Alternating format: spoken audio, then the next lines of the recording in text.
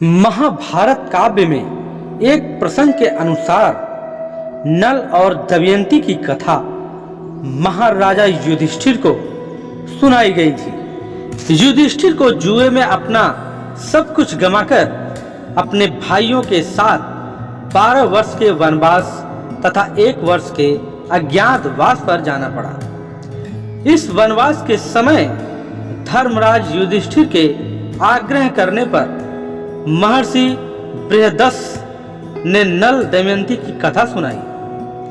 निषाद देश में वीरसेन के पुत्र नल नाम के एक राजा हो चुके हैं। वे बड़े गुणवान, परम सुंदर, सत्यवादी, जितेंद्रिय, सबसे प्रिय वेदज्ञ एवं ब्राह्मण भक्त थे।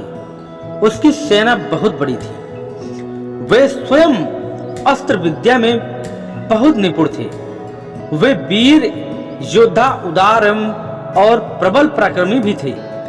उन्हीं दिनों विदर्भ देश में भीष्मक नामक एक राजा राज करते थे। उन्होंने दमन ऋषि को प्रसन्न करके उनके वरदान से 4 संतान प्राप्त की। 3 पुत्र दम, दांत और दमन एवं एक दमयंती नाम की कन्या। दमयंती लक्ष्मी के समान रूपवती थी। निषद देश से जो लोग विदर्भ देश में आते थे वे महाराजा नल के गुणों की प्रशंसा करते थे। यह प्रशंसा दमयंती के कानों तक भी पहुंची। इसी तरह विदर्भ देश के आने वाले लोग राजकुमारी के रूप में और गुणों की चर्चा महाराज नल के समक्ष करते थे।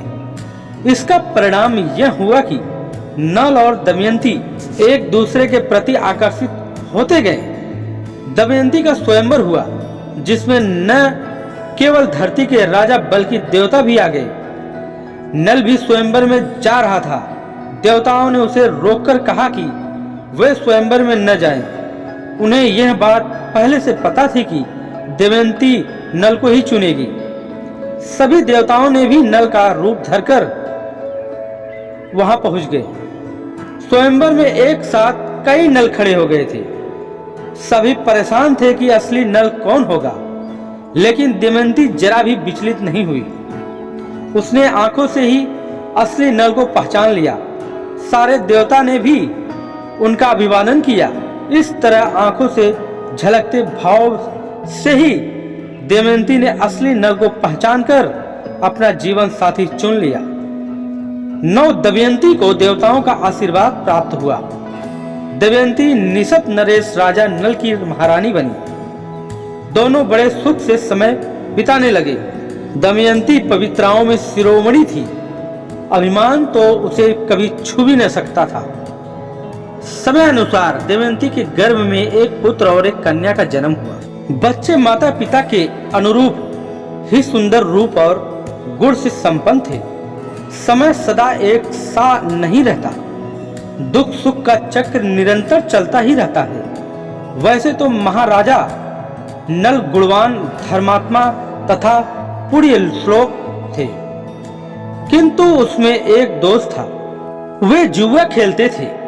नल के एक भाई का नाम पुष्कर था। वह नल से अलग रहता था। उसने उन्हें जुए के लिए अभिमंत्रित किया। खेल आरंभ हुआ। भाग्य प्रतिकूल था। नल हारने लगे। सोना, चांदी, रथ, राजपाट सब हाथ से निकल गया।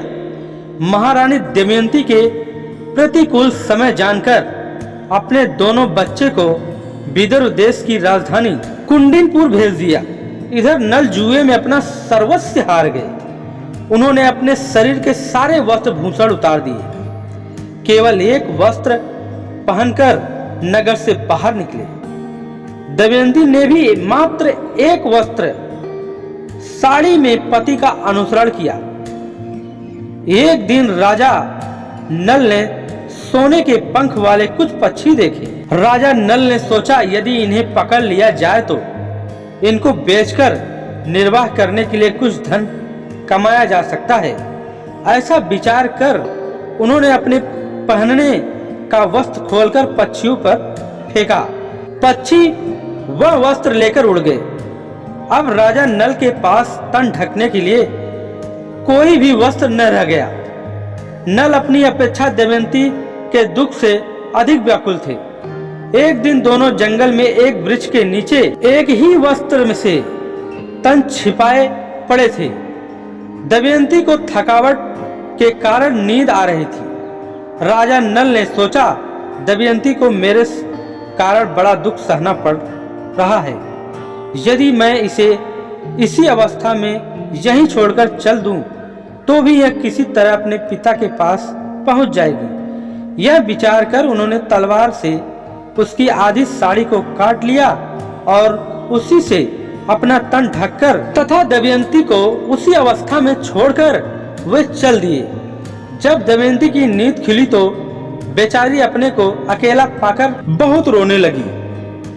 भूख और प्यास से व्याकुल होकर वह अचानक अजगर के पास चली गई और अजगर ने उसे निगलने लगा। दमयंती की चीख सुनकर एक व्याध ने उसे अजगर का ग्रास होने से बचाया, किंतु व्याध स्वभाव से दुष्ट था।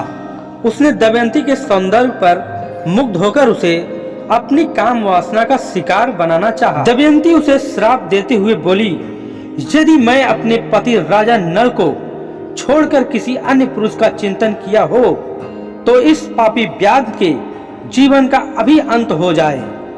दमयंती की इस बात पूरी होते ही व्याध के प्राण पखेरु उड़ गए। दैव योग से भटकते हुए दमयंती एक दिन चेदी नरेश सुबाहु के पास और अपने पिता के पास पहुंच गई। अंततः दमयंती के सतीत्व के प्रभाव से एक दिन महाराजा नल के दुखों का भी अंत हुआ।